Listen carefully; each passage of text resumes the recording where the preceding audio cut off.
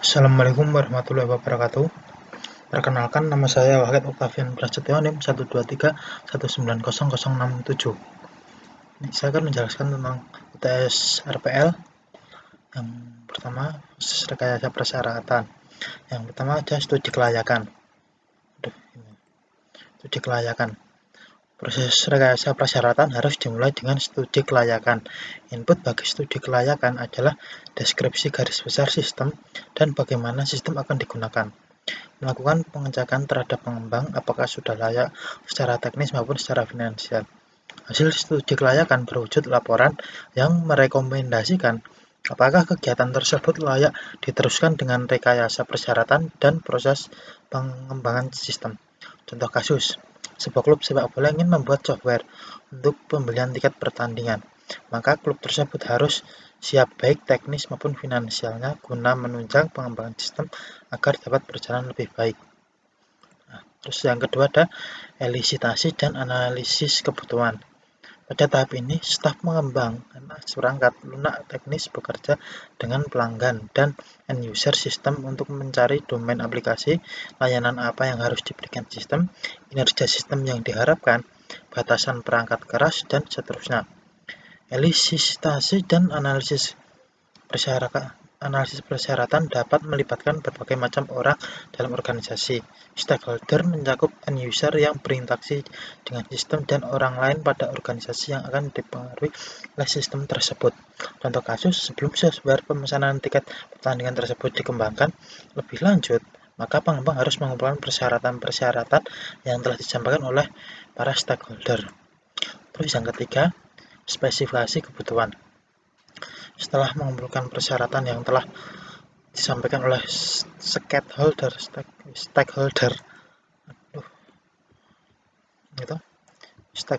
maaf ini tipe stakeholder, kemudian pengembang mendeskripsikan dalam bentuk dokumen spesifikasi.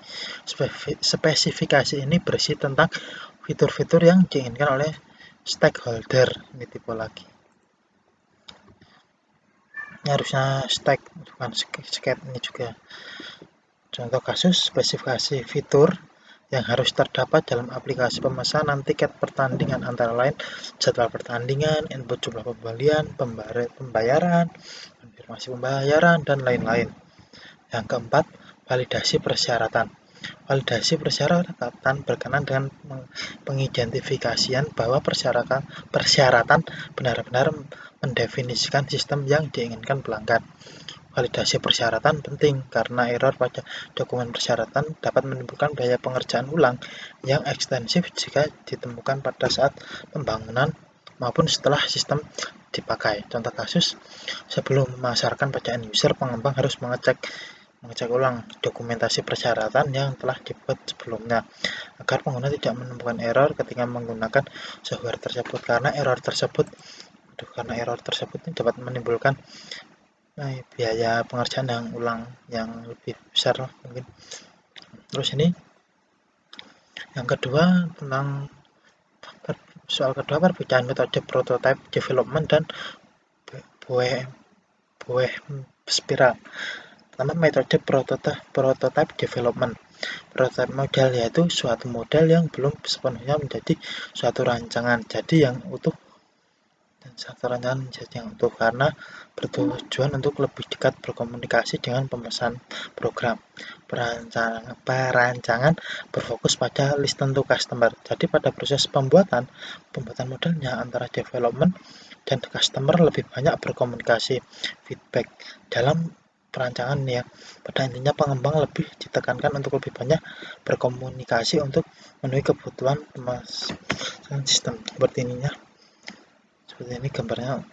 Yang pertama itu listen ke customer, terus build atau revise mockup, customer test drive mockup. Ini akan terus misal listen ke customer, ada seorang customer menginginkan sebuah aplikasi tentang pemesanan tiket tadi, terus sama pengembang dibuatkan aplikasi tersebut. Lalu aplikasi tersebut diberikan kepada customer untuk melakukan test drive. jika customer menghendaki penambahan fitur-fitur, misal menambahkan fitur tentang klasemen klub bola tersebut, maka dapat klasemen, maka di klasemen, maka pengembang akan membuatnya lagi, terus akan terus berulang lah intinya. Terus yang kedua, WM spiral. Model ini mengadopsi dua model perangkat lunak yang ada, yaitu model prototyping dengan pengulangan dan model waterfall dengan pengendalian dan sistematiknya. Model ini dikenal dengan sebutan spiral WM. Pengembang dalam model ini memadupadankan beberapa model umum tersebut untuk menghasilkan produk khusus atau menjawab persoalan-persoalan tertentu dalam proses pengerjaan proyek. Pertama ini determine objective. Yang pertama, determine objective, menentukan tujuan yang objektif lah, yang lebih tertentu, misal dari antarmuka UI-nya.